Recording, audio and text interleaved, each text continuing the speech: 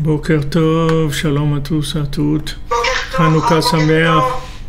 Hanouka Sameach à tout le monde. Beaucoup de lumière, beaucoup de joie, Bézat Hashem, beaucoup de Yeshuot, beaucoup de délivrance.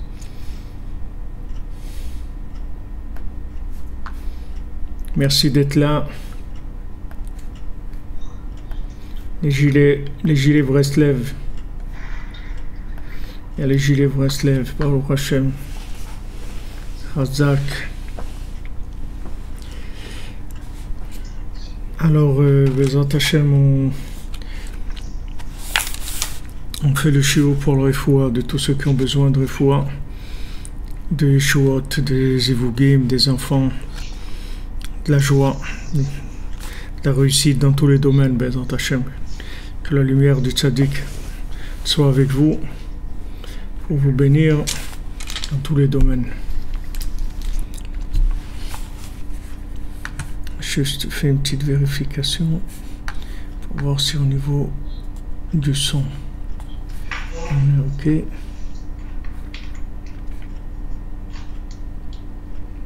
OK.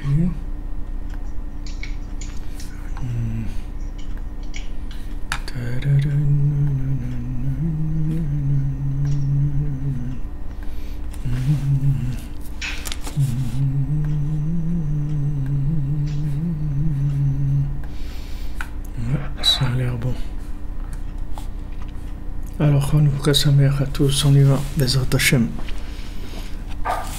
Alors, on était dans un passage sur Hanouka où ils ont appelé ce passage-là Hanouka Bemechitzat Rabbeinu Zal.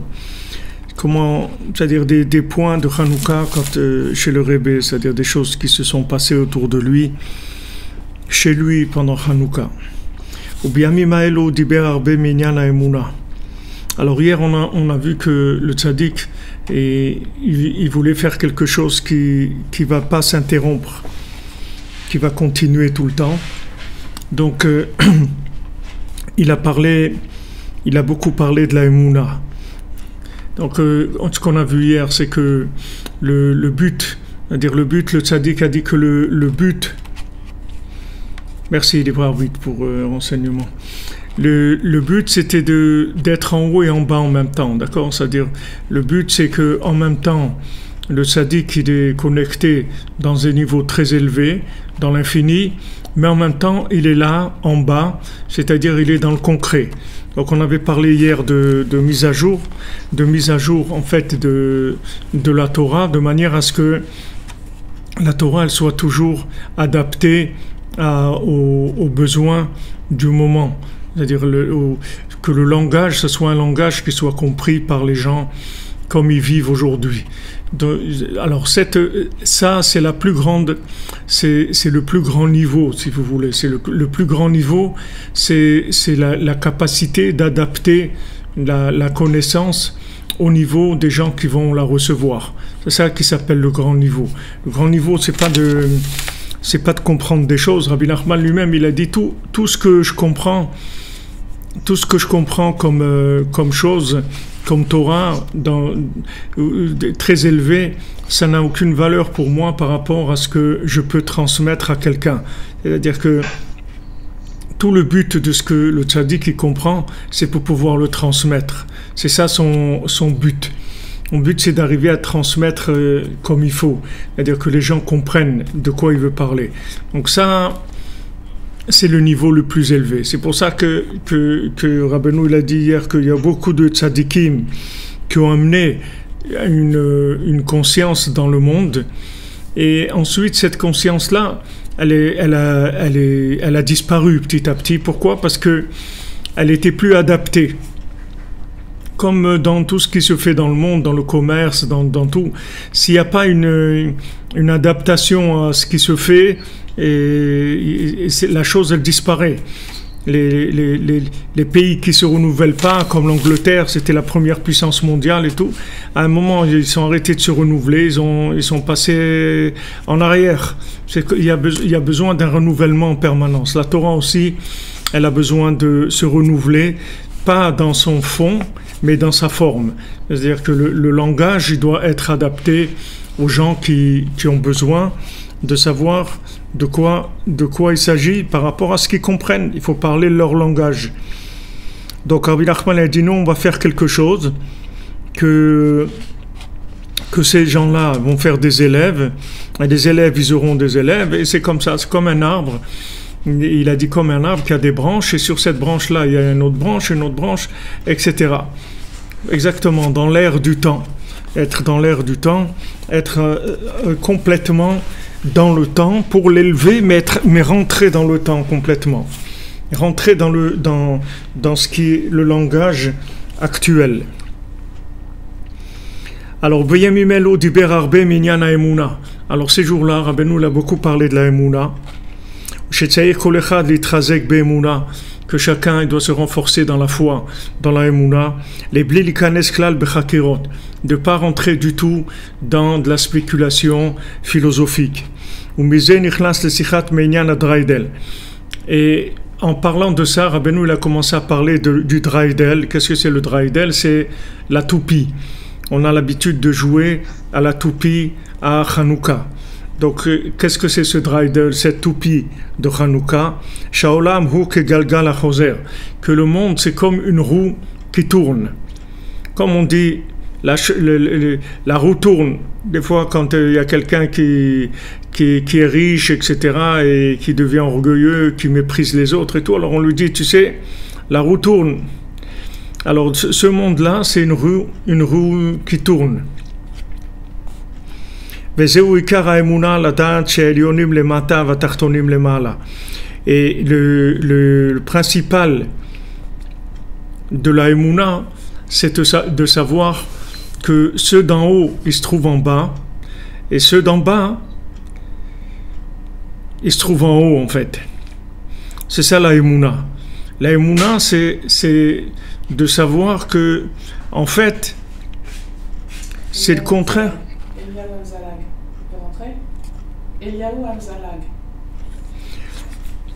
C'est en fait de savoir que maintenant,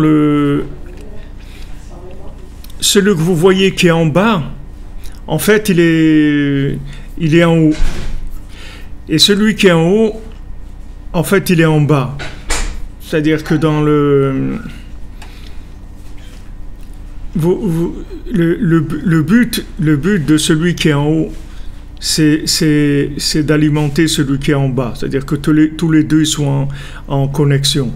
Mais en fait, celui qui est en haut, il est en bas. C'est-à-dire que si vous prenez par exemple l'homme, c'est le masculin, c'est en haut. Vous écoutez de Chambéry, M. Gorelov. Très bien, Baruch Hashem, Baruch Haba, Hanouka Samer. Donc l'homme, il représente la compréhension, d'accord? L'homme, il représente l'esprit. Maintenant, le féminin, la femme, elle représente la forme. Alors maintenant vous voyez que la forme, elle est beaucoup moins en danger que l'homme. C'est-à-dire que la femme, elle est beaucoup moins en danger que l'homme. On ne dit pas qu'une femme seule, elle est lotov. Elle n'est pas bien. Mais un homme seul, il est lotov. Lotov Adam liot levado. Donc il faut se dépêcher de se marier, notre ami. Ezrat Hashem. Hanouka. L'homme seul, il est lotov. Alors, c'est-à-dire que celui d'en haut, quand il est en bas, alors c'est une catastrophe. Comme les anges qui accusaient l'homme. Les anges, ils accusaient l'homme, ils disent ouais, l'homme c'est quelqu'un qui se comporte mal, il fait des bêtises, etc. Alors Hachem, il a envoyé ces anges en bas. Et ces anges-là, ils sont devenus mamash des monstres. On dit qu'ils sont devenus des singes. C'est-à-dire les singes, c'est ces anges-là qui sont descendus. Hachem, il a dit, vous êtes en haut, vous vous moquez de l'homme, vous le voyez comme ça, vous croyez qu'il n'a pas de force, qu'il est comme ça, il est là, il boit un petit shot de whisky, il regarde un film, il rigole, tout ça. Vous croyez qu'il est faible? Alors attendez, descendez, on va voir ce que ça va donner. Et quand ils sont descendus, ils sont devenus mamash des monstres. Ils sont devenus des monstres quand ils sont descendus. Alors, Mazal Tov pour Monsieur Merdi, pour votre nouvelle maison, qu'elle vous apporte beaucoup de bonheur et de chance, Bezat Hashem. Donc, si vous voulez, le Draïdel, le principe de la roue, qui est le principe de la toupie, c'est qu'en fait, dès que je sens que je suis en haut, c'est en fait parce que je suis en bas. Ça veut dire que je suis en bas. Et dès que je sens que je suis en bas, ça veut dire que je suis en haut. Avraham Nachman, il dit, il rapporte, Rabbeinu, il dit dans l'Écoute Moharan, que maintenant quelqu'un il doit toute sa vie, il doit avoir se languir de dire une parole de vérité. Si quelqu'un il dit une parole de vérité dans sa vie, alors toute sa vie elle est réparée avec une parole de vérité dans toute sa vie. Alors Rav Nachman il dit que cette parole de vérité, elle va sortir que quand la personne elle est en bas. Elle va pas sortir quand la personne elle est en haut. Parce que quand elle est en haut, il y a beaucoup d'artifices qui se mettent. Dès qu'on est en haut, alors il y a tout de suite des choses artificielles qui viennent se coller. Mais quand on est en bas, il n'y a plus rien. Le mensonge, il n'intéresse plus la personne. C'est-à-dire, la seule chose qui l'intéresse, c'est du vrai. Donc, Rav Nachman, il dit que cette parole de vérité, elle va se dire par quelqu'un qui est en bas. En général, quand tu vas être en bas, c'est là où tu vas être vrai. Donc c'est le monde à l'envers. C'est-à-dire que, en fait, on essaye de monter. On veut monter.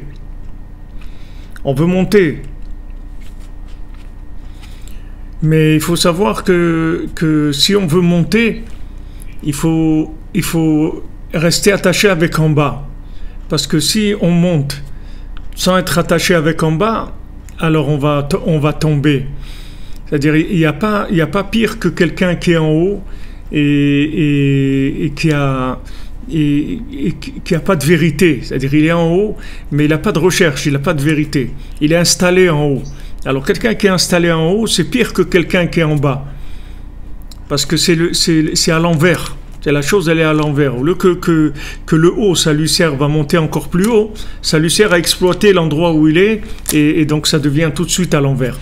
Donc c'est pour ça que Rabbeinu, il a dit, en fait, que il va faire quelque chose qui va jamais s'arrêter. Il va faire quelque chose qui va jamais s'arrêter. Pourquoi? Parce que Rabbeinu, il dit comme ça, il dit que dans le monde, quand on dit un secret, alors c'est plus un secret, parce qu'on l'a dit. Et il dit chez moi, quand je dis un secret, je le dis et ça reste un secret quand même. Ça veut dire que maintenant, quand Rabbeinu il te dit quelque chose, il te donne une connaissance elle est protégée contre le danger de ce que peut amener la connaissance. C'est-à-dire c'est une connaissance qui est sécurisée.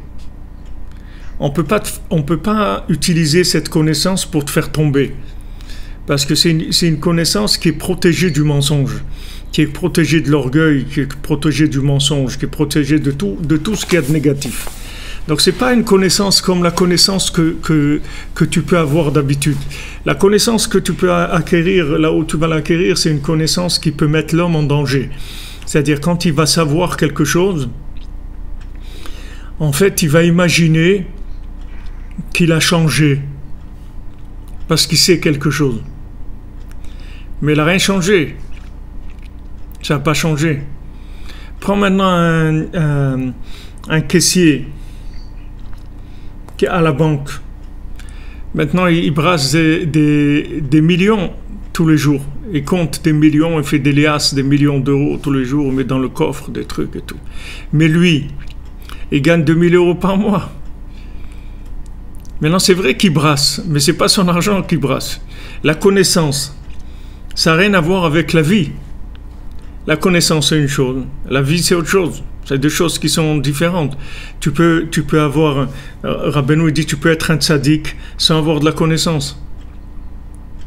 Tu as besoin d'avoir de la connaissance pour un tzaddik. Mais par contre, tu peux avoir de la connaissance et être un grand rachat aussi, avec de la connaissance.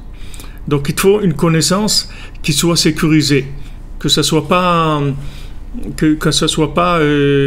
comme on dit, que la Torah elle a un côté de vie et elle a un côté de mort aussi. Il y a Sam Mavet aussi dans la Torah. Il y a Sam Chaim, Sam Mavet. Il y a un côté de vie et un côté de mort. C'est-à-dire dans la connaissance elle-même, il y a une connaissance qui transforme et il y a une connaissance qui déforme la personne, c'est-à-dire qui la met en danger. Maintenant, l'avantage de l'enseignement du tzaddik, c'est qu'il t'enseigne des choses qui sont sécurisées par rapport au mal. C'est-à-dire le mal, il peut pas utiliser ça contre toi. C'est-à-dire il peut pas te détourner de ces choses-là. Donc c'est quelque chose d'énorme. C'est quelque chose d'énorme. Il n'y a jamais eu ça dans le monde. Ça n'a jamais existé. C'est pour ça que Rabbi Nachman il peut te dire, voilà, il y a beaucoup de gens, de grands tzadikim, ils ont amené de la connaissance dans le monde, mais à un moment, cette connaissance-là, elle a disparu. Ils ont eu des élèves, ces élèves, ils ont eu des élèves, il y a encore peut-être des élèves, et après, ça y est, ça s'est arrêté. C'est terminé. Pourquoi? Parce que, comme cette connaissance, elle n'était pas sécurisée, tout simplement, elle s'est fait voler. Elle s'est fait voler par le temps. Le temps, il a volé la connaissance. C'est-à-dire, il l'a embrouillé. Il a embrouillé la connaissance. Tu prends par exemple, le Baal Shem Tov. Le Baal Shem Tov, et tous les jours, il priait au Netz, le Baal Shem Tov. Ça n'existait pas à Medzibos, dans la ville du Baal Shem Tov. Ça n'existe pas une synagogue où il ne priait pas au Netz. Les synagogues, elles fermaient après le Netz. Il n'y avait pas de synagogue à 8h, ni à 9h, ni à 10h. Il y avait un minyan, c'est le Netz Hachama, c'est les Chatrila, le Mechaber, les Chatrila, on prie au Netz Hachama, au lever du soleil. C'est l'a priori la halacha. Le Baal Shem Tov, ça n'existait pas des gens de l'époque du Baal Shem Tov qui se lèvent pas à Chatzot. Ça n'existait pas. C'est quelque chose qui était... C'est la vie d'un juif. Il se lève à Chatzot, il pleure sur c'est normal. C'est que c'était comme ça la vie. Alors, maintenant, le Baal Shem Tov, il a eu des élèves. Il a eu le Maggid de Mezrich. Il a eu... après le Maggid, il y a eu d'autres, et le Balatania, il y a plusieurs qui ont été. Et après, doucement, ça a commencé à dérailler. Doucement, ça a commencé à dérailler. Après, il y a eu beaucoup de schnapps, beaucoup de trucs qui sont venus. Et où est la Torah du Baal Shem Tov aujourd'hui? Qu'est-ce que c'est la Torah du Baal Shem Tov aujourd'hui? Alors, il faut acheter les mains pour Yitzhak ben Rachel. Où est la Torah du Baal Shem Tov? Pourquoi maintenant il y a eu ça? Pourquoi quand la fille du Baal Shem Tov, elle était sur le bateau avec son père pour aller en Eretz Israël, alors que le bateau il allait couler et qu'on lui a fait savoir que si il mettait sa fille à la mer ou ses écrits, il jetait ses écrits ou sa fille, alors la tempête elle allait se calmer, le bateau les gens ils allaient être sauvés.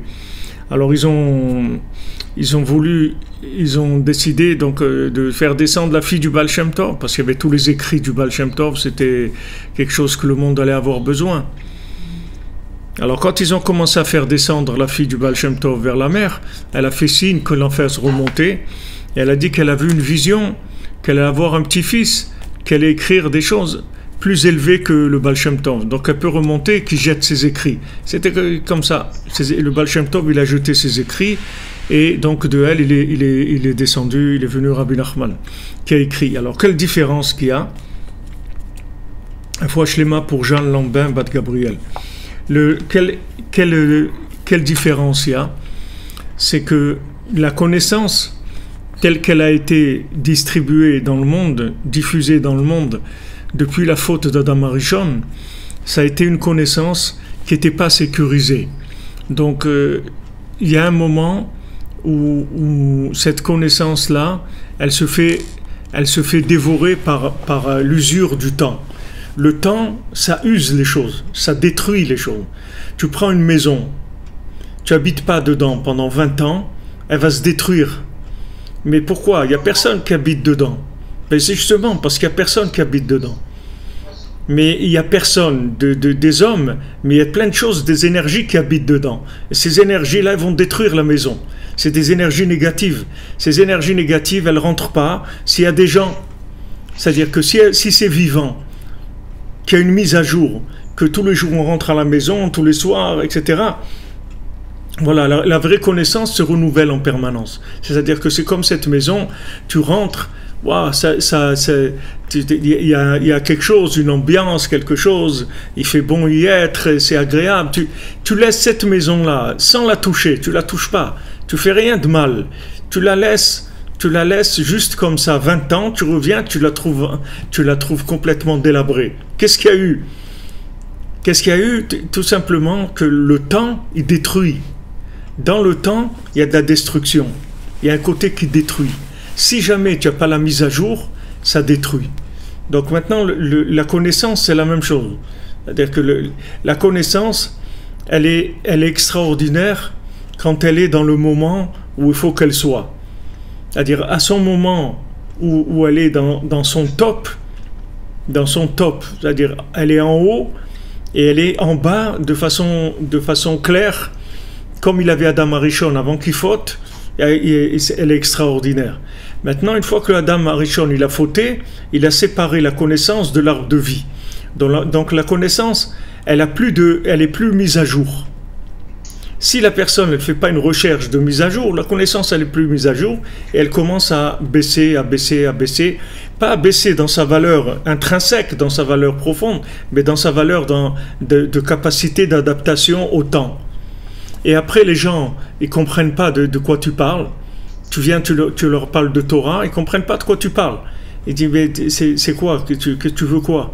Tu veux en arriver quoi? Ils savent pas de quoi tu parles parce que tu parles un langage qui a rien à voir avec le temps dans lequel on vit. Donc cette connaissance c'est son côté faible, son côté dépendant. Si elle est connectée avec l'arbre de vie, alors il n'y a pas de problème.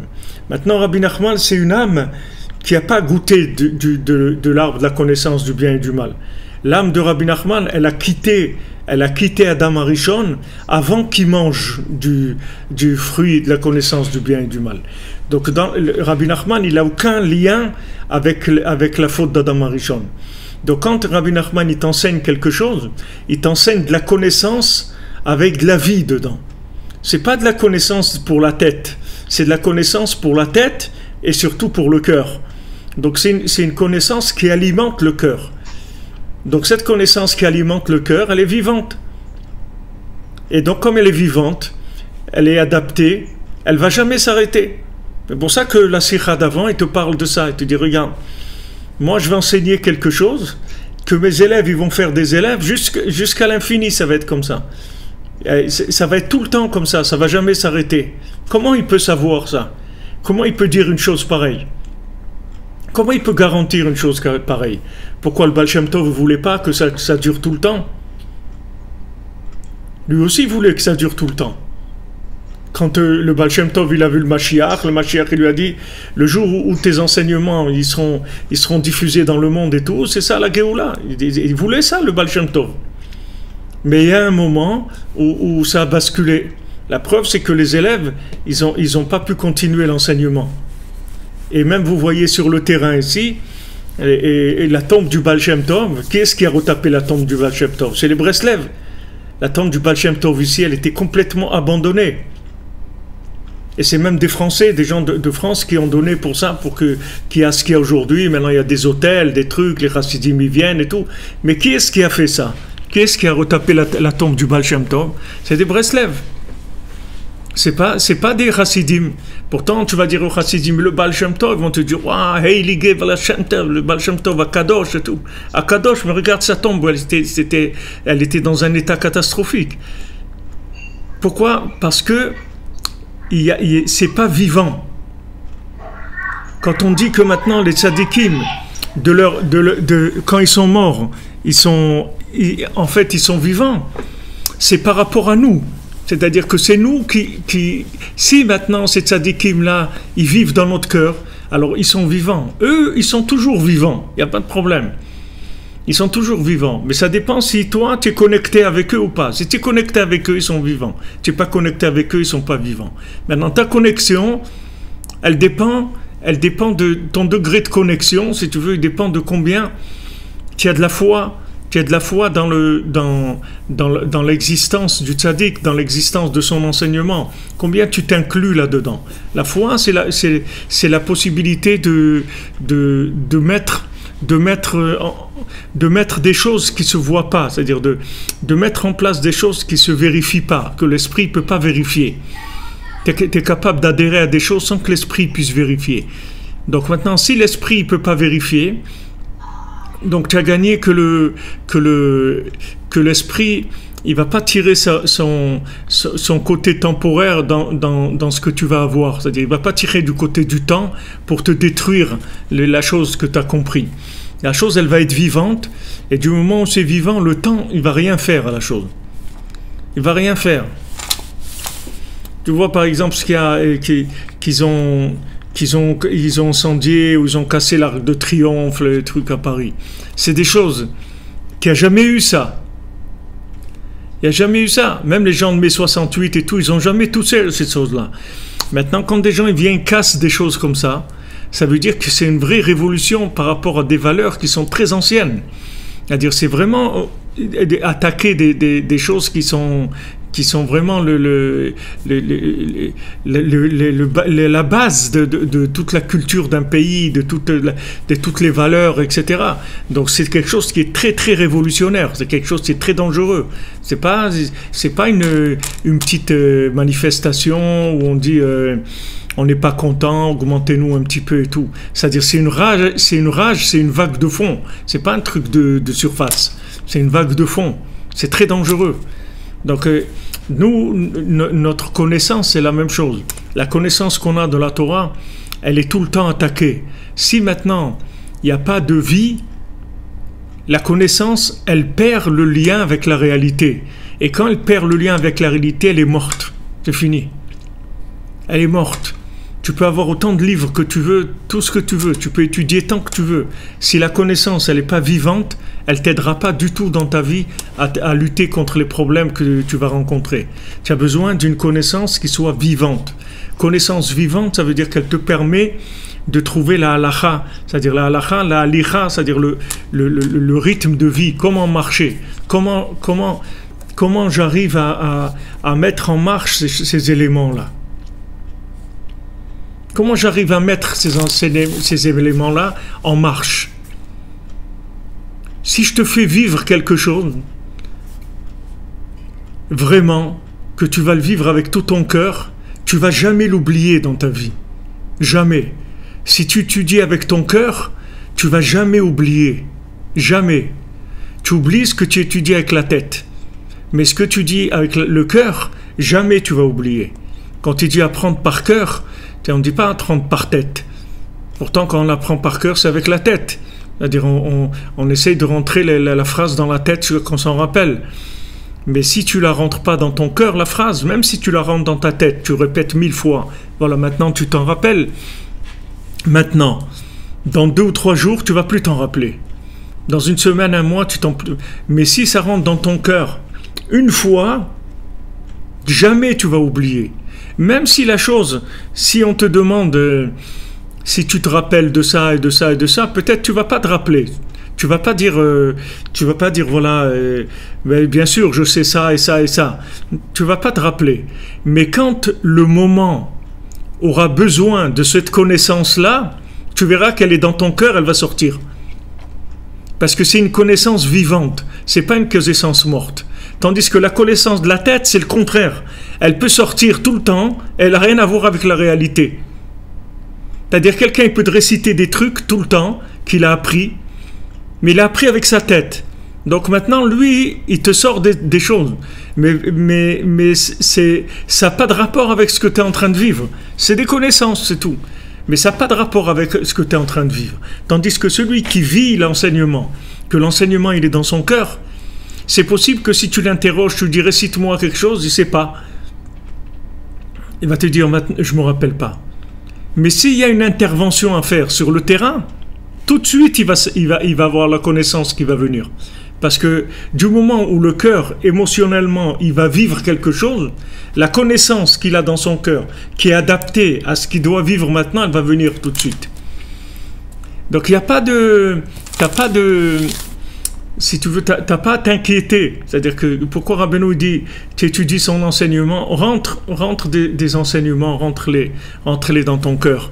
Rentre des enseignements du tzaddik dans ton cœur et t'occupe pas. Tu verras que chaque fois que tu auras besoin, il va te venir la solution de ce dont tu as besoin, tu vas la trouver dans ton cœur. Elle va sortir au moment où tu en as besoin. Ou si quelqu'un te demande, ou n'importe. Ça, c'est la connaissance du cœur. La connaissance du cœur, c'est une connaissance qui est en bas. Elle vit en bas, complètement adaptée au bas. Complètement adaptée à la matière, au corps, au déplacement dans ce monde. C'est une connaissance entièrement vivante. Tandis que la connaissance de la tête, c'est une connaissance morte.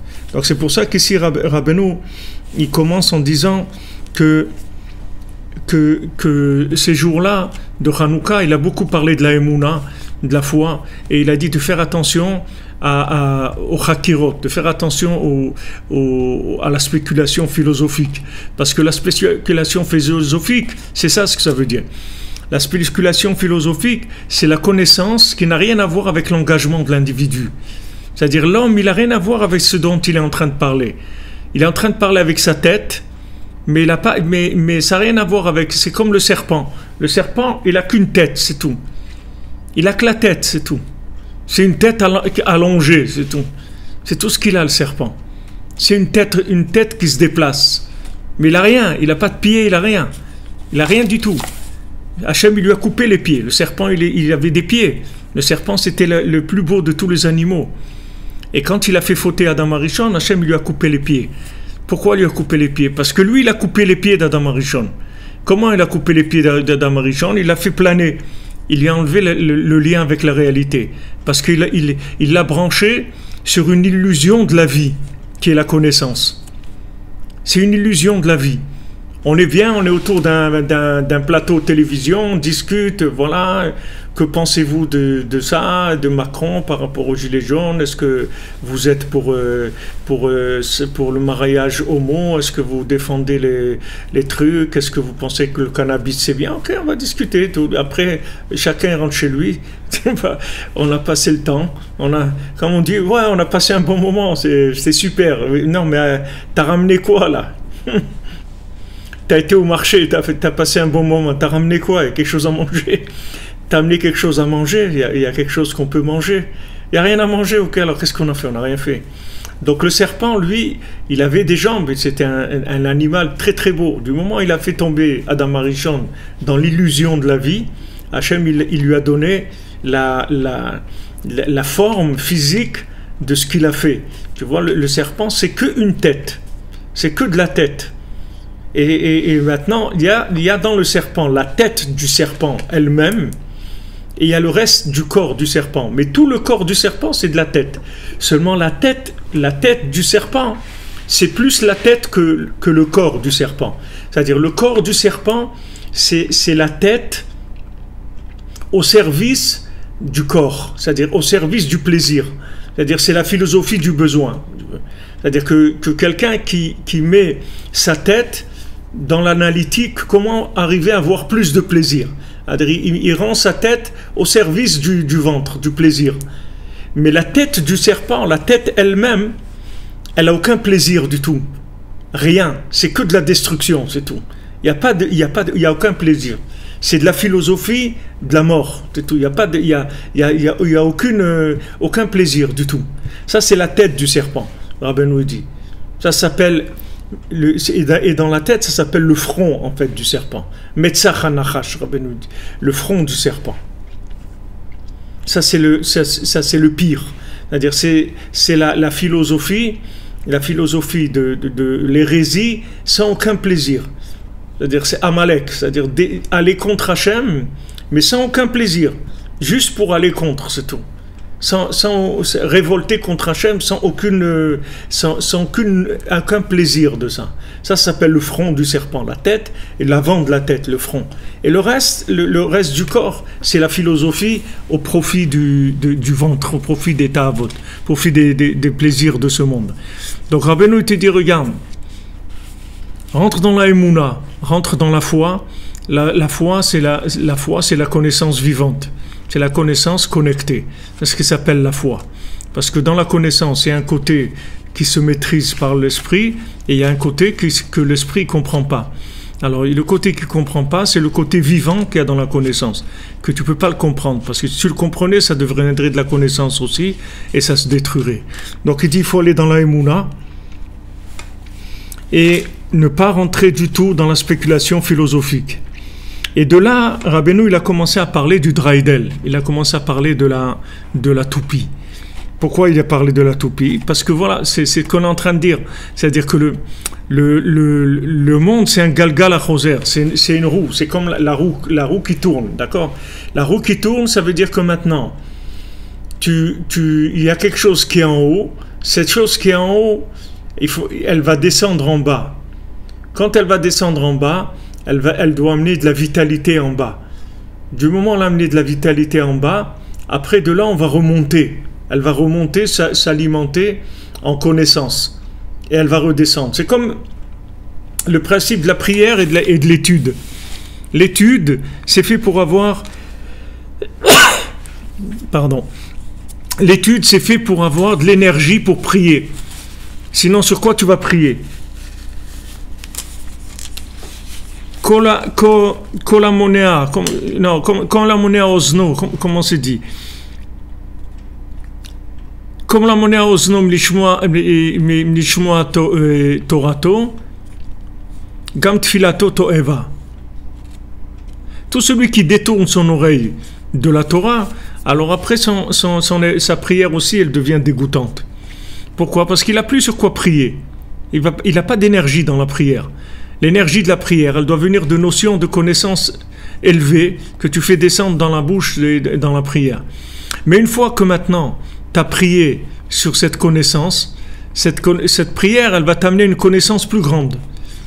Alors quand cette prière, elle va t'amener une connaissance plus grande, il faut la redescendre dans la prière pour qu'elle devienne réelle.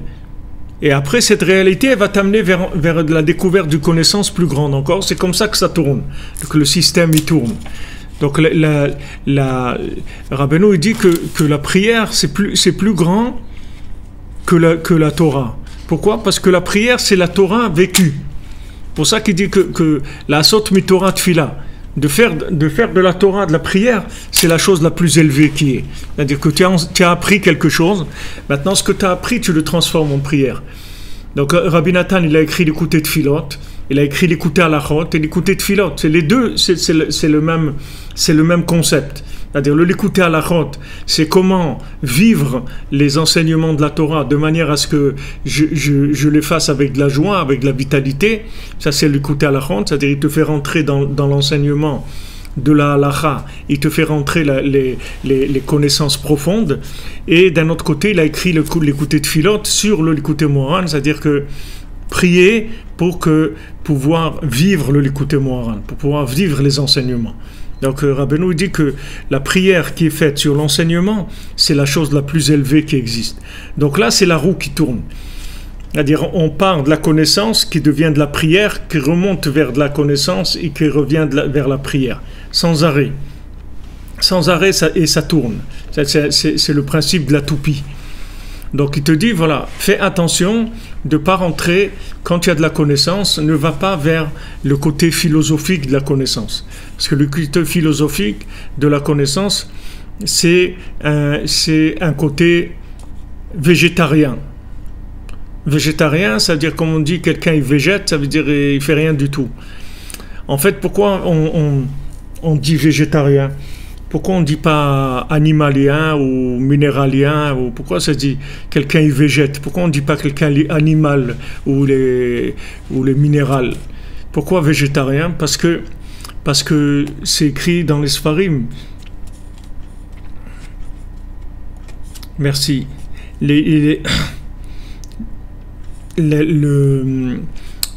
C'est écrit dans les Sfarim que le plus grand changement qu'il y a, la plus grande métamorphose qui existe, c'est le végétal. C'est la plus grande métamorphose. C'est-à-dire tu passes de la terre à une fleur ou un légume ou un fruit. C'est-à-dire c'est la chose la plus étonnante au point de vue transformation. Tandis que le végétal en animal ou l'animal en humain, c'est moins extraordinaire. Mais le végétal, c'est la chose la plus extraordinaire qui existe dans les règnes, c'est-à-dire le passage d'un règne à un autre. Oui, le végétal, il est enraciné dans la terre, c'est-à-dire qu'il prend sa force dans la terre, c'est sûr. Mais le Inyan, c'est que quand vous voyez une plante, vous voyez de la terre. De cette terre, il sort une plante. Il sort une tomate, une banane, un truc, c'est un pélé. Comment la terre elle est devenue une banane? Comment la terre elle est devenue? C'est un changement qui est extraordinaire. De là, ça vient l'expression de végéter. Parce que quand on dit à quelqu'un de végéter, c'est-à-dire qu'on attaque sur l'image qui est la plus créatrice dans l'imagination. C'est-à-dire c'est là où il y a le plus besoin de Emouna. D'ailleurs, c'est pour ça que Rabbeinu dit que le Seder Zraim dans les Mishnayot, c'est le Seder sur la Emouna. C'est-à-dire que les Mishnayot Zraim, les Mishnayot qui parlent de tout ce qui est planté, faire pousser, ne pas mélanger les légumes qui sont à un côté de l'autre, respecter des distances pour pas qu'il y ait des mélanges, etc. Tout ce qui gère les cultures, c'est le Seder de la Emouna. Parce que quelqu'un qui fait pousser, il a besoin d'Emouna pour faire pousser quelque chose. Il a besoin d'Emouna. C'est-à-dire qu'il il se lance, il va amener il va planter des graines. Il va planter des graines et il espère que ça va pousser. C'est tout ce qu'il peut faire. Ouais, il a tout fait et s'il pleut pas, et s'il pleut pas au bon moment, et s'il pleut trop, et s'il y a des moustiques, s'il y a des trucs là, des sauterelles qui lui mangent son truc, il sait pas. C'est-à-dire c'est quelque chose qui est très très exposé, très très exposé. Alors que quelqu'un qui fabrique des bouteilles de coca, il est beaucoup moins exposé. Il a besoin d'avoir des machines, des trucs et tout. Mais il n'y a pas un moment où il est complètement en l'air. Il est lâché complètement dans l'air. Mais l'agriculteur, il est complètement lâché. Il y a un moment où il a fait tout ce qu'il pouvait faire et après il lâche. Il ne peut plus rien faire. Il a fait tout ce qu'il pouvait faire. Maintenant, il y a une intervention divine pour faire pousser son truc. Sinon, ça ne marche pas. Donc, le végétal, c'est la chose la plus extraordinaire qui existe et c'est le principe de la Emouna. Le principe de la Emouna, c'est ça. C'est de faire pousser, à partir de la terre, de faire pousser quelque chose. C'est-à-dire, tu vois de la terre, tu as l'impression que cette terre, elle donnera jamais rien et de là, il va sortir quelque chose. De là, il va sortir quelque chose d'extraordinaire. Et comme ça, Rabbeinu explique aussi la machloket, c'est-à-dire quand on attaque quelqu'un, quand des gens ils parlent du mal de lui, ils veulent lui faire du mal, etc. Il écrit à son frère et il lui dit regarde, je souffre beaucoup. Rabbeinu l'écrit à son frère Yechiel, c'est au début du Halim la Troufa, du livre sur les lettres de Rabbi Nathan. Mais au début, il y a les lettres de Rabbeinu, quelques lettres de Rabbeinu. Alors Rabbeinu l'écrit à son frère Yechiel et lui dit j'ai entendu, parce que comme le frère de Rabbeinu c'est devenu un élève de Rabbeinu, donc après là dans sa communauté ils ont commencé à l'attaquer, comme ils attaquaient Rabbeinu, Rabbi Nathan, ils l'ont attaqué, ils l'ont embêté. Alors Rabbeinu lui dit ça me fait beaucoup souffrir ce qu'ils font pour toi, contre toi, ces Réchaïm là, ces mécréants qui t'attaquent et tout, qui te font du mal. Mais sache que comme comme maintenant une graine, elle doit pourrir dans la terre pour pouvoir pousser, alors eux, ils font ce travail-là. Quand ils t'attaquent, en fait, c'est comme le moment où tu as l'impression que la terre, elle est l'ennemi de la graine, parce qu'elle est en train de la faire pourrir. Tu dis, mais attends, tu m'avais dit que tu allais me faire pousser, que j'allais devenir un fruit et plein de graines et tout. Pourquoi tu m'attaques, tu me détruis maintenant? Pourquoi tu me fais pourrir? Alors Rabbeinu dit, cette étape-là qui te font pourrir maintenant, c'est uniquement pour te faire grandir. Et ces gens-là, c'est tellement des réchaïm, c'est tellement des mécréants, que s'ils savaient le bien qu'ils te font en étant contre toi, ils ne seraient pas contre toi. Parce qu'ils voudraient te faire du mal, donc ils te laisseraient tranquille. Mais comme ils ne savent pas, ils ont l'impression qu'ils sont vraiment en train de faire du mal, alors ils t'attaquent. Mais en fait, ils sont en train de te donner de la vitalité, c'est comme ça que tu vas grandir. Et Rabbeinu lui dit plusieurs fois, de ça tu vas grandir, tu vas pousser avec ça. C'est le principe de passer du minéral au végétal. Ces attaques-là, qui ont l'air complètement destructrices, en fait, c'est ce qui va te permettre d'un changement total. Ça va t'aider à un changement total, comme une tomate qui sort de la terre. Si tu prends de la terre dans la main, tu verras jamais qu'il y a la tomate dans la terre. C'est invisible. Invisible. Tandis que si tu prends du végétal dans l'animal, il y a du végétal dans l'animal. Et dans l'humain, il y a de l'animal et il y a du végétal.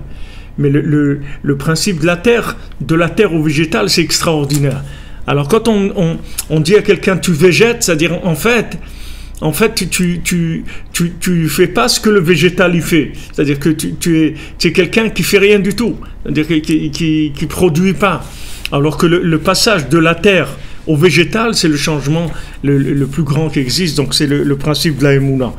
Donc Rabbeinu il dit voilà, ne pas du tout rentrer dans la philosophie.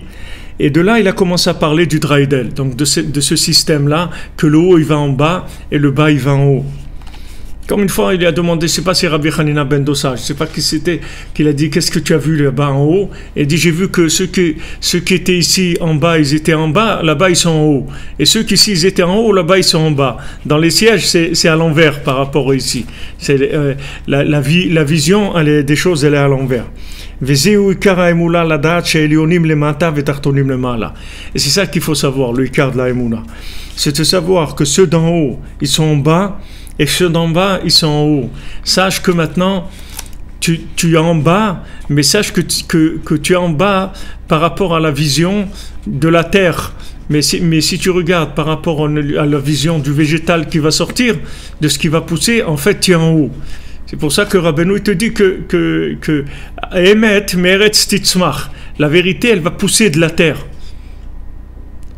Akitsu veranenu shochne afar, réveillez-vous et chantez les résidents de la poussière. C'est-à-dire vous qui êtes par terre là, qui croyez que vous êtes par terre, chantez, parce que c'est vous, Rabbi Nathan il dit, Rabbi Nathan il dit dans le Kouté Halachot, c'est de eux, la Géoula, la délivrance, ça va venir des gens qui sont par terre. Il ne va pas devenir des gens qui sont en haut. Parce que les gens qui sont en haut, ils vont se faire noyer par un déluge d'hérésie.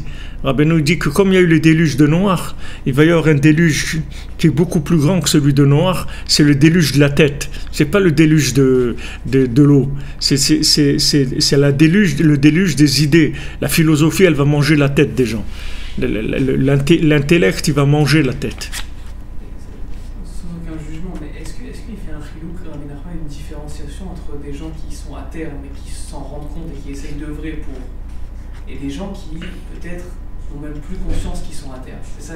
Est-ce qu'il fait une différence là-dedans et que là, quand vous parlez de ça, il parle de ceux qui sont à terre mais qui le savent et qui essayent de... Bien sûr, c'est par rapport à la conscience de la chose. Celui qui est par terre et qui ne sait pas, il n'a pas de problème. Il ne sait pas qu'il est par terre. Il y a des gens qui sont par terre et croient qu'ils sont en haut. Il n'a pas de problème. Il n'y a pas de problème. Alors qu'est-ce qu'il prévoit pour cela? Hein?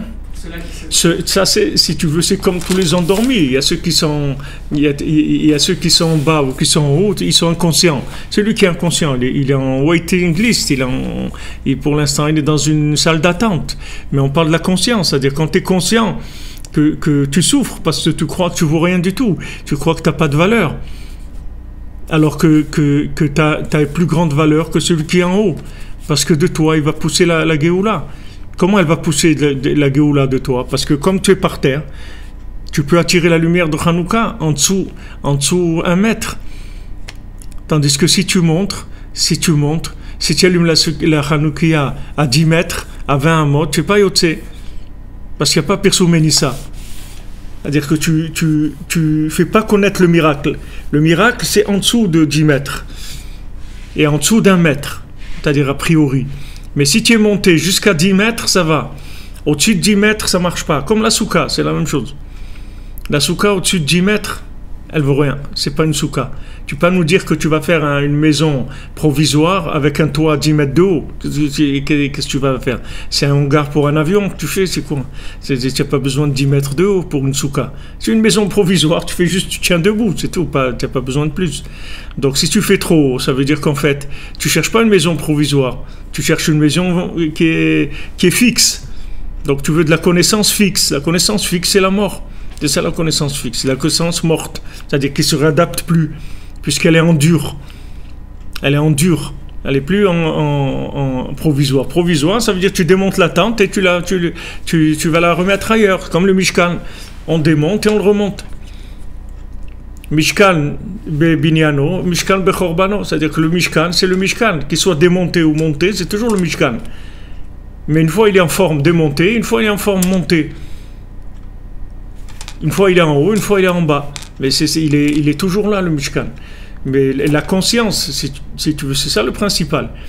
C'est-à-dire que pourquoi Benoît te dit te décourage pas et la Emouna ne te décourage pas et sache que Hachem il t'aime, il est avec toi.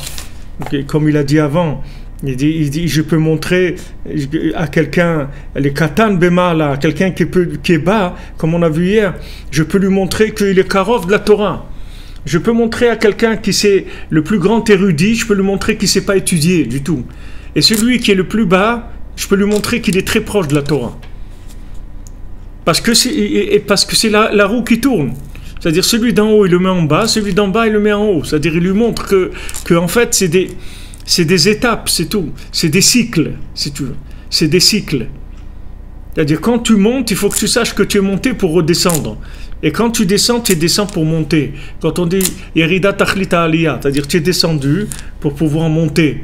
Et tu es monté, et maintenant tu vas devoir descendre. Parce que tout ce que tu es monté, c'est pour pouvoir descendre. Sinon, si tu restes en haut, on n'a pas besoin de toi.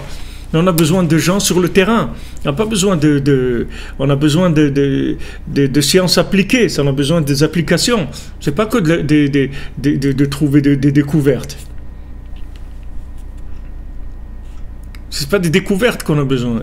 C'est bien les découvertes, mais si on n'en fait rien dans la réalité, on va aller nulle part avec ça.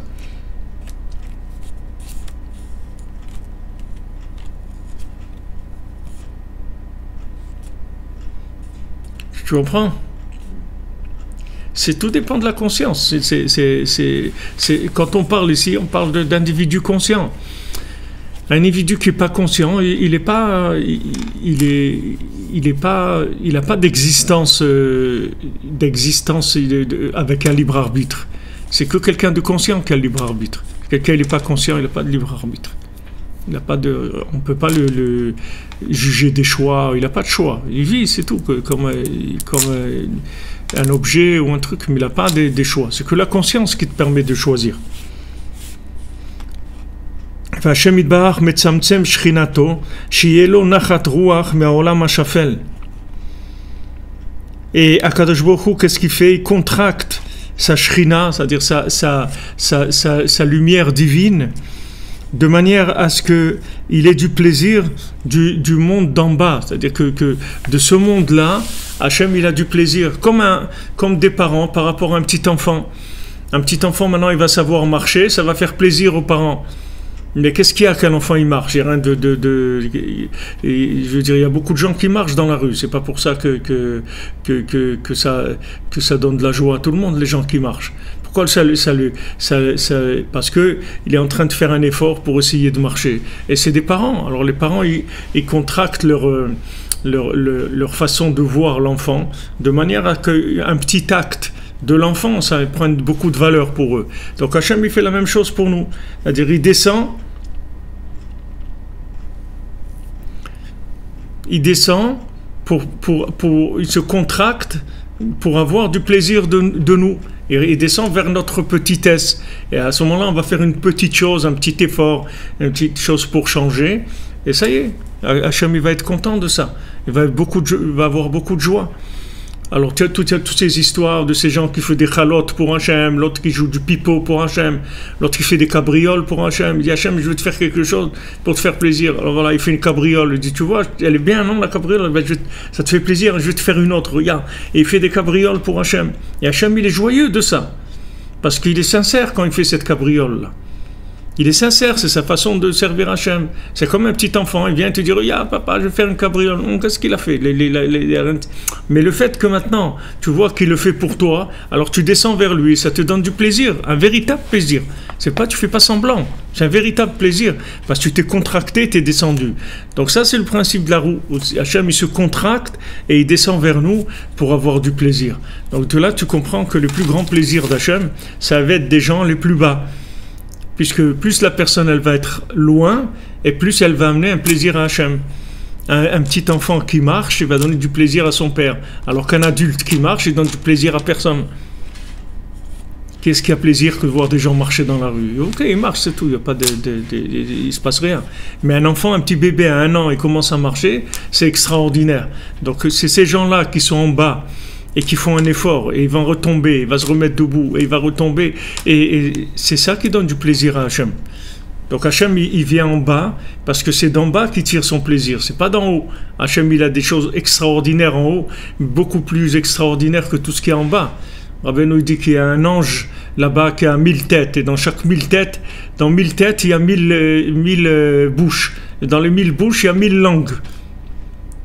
Et chaque langue, elle chante pour Hachem. Alors imagine-toi cette créature-là. 1000 têtes, 1000 bouches, 1000 langues. 1 milliard. Non, ouais, 1 milliard de langues qui chantent. Imagine-toi, 1 milliard qui chantent. C'est quelque chose de...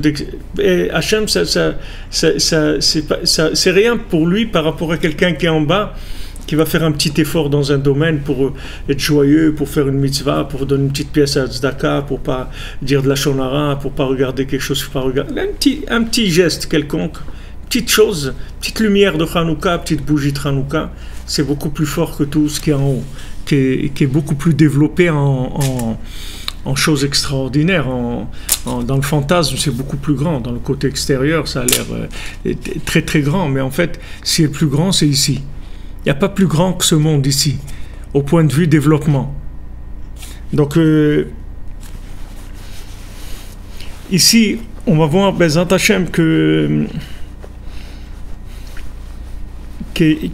on va voir aussi plusieurs éléments qui vont être dans ce...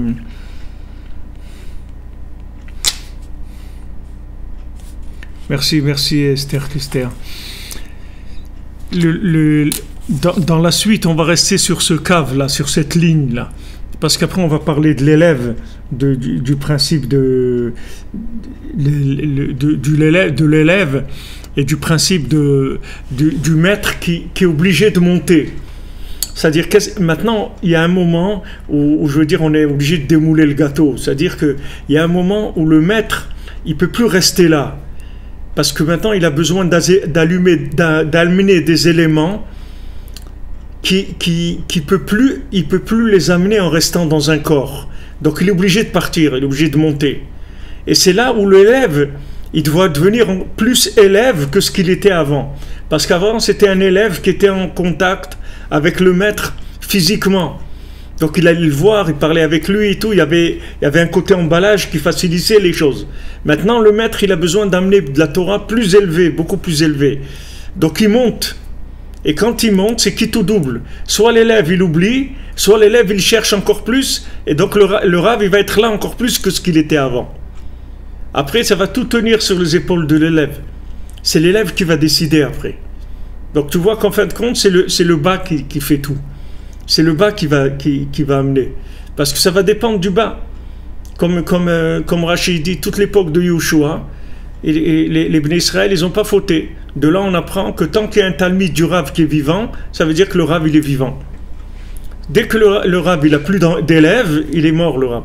C'est-à-dire il est mort. Pour en bas, pour en haut, il est super vivant, mais pour en bas, il est mort. Et nous, ce qu'on veut, c'est qu'il soit vivant en bas. C'est pour ça qu'on dit que les tzadikim, quand ils meurent, ils sont appelés vivants. Parce que ça dépend de l'appellation que tu vas lui donner. Si tu l'appelles, alors il est vivant. Si tu ne l'appelles pas, il est mort. C'est à toi de décider. C'est toi qui décides selon ta émouna. Donc, Bezat Hashem, on continuera demain, qui est troisième jour de Hanouka. On continuera cet enseignement-là, c'est-à-dire que les éléments qui rapportent, ils sont tous dans la même lignée. Vous verrez, Bezat Hashem, que c'est tout un concept très profond et qui est général, qui va dans tous les endroits. Que ce soit éducation, mariage, Torah, et business, tout ce que vous voulez, ça va partout. Ce sont des clés de vie.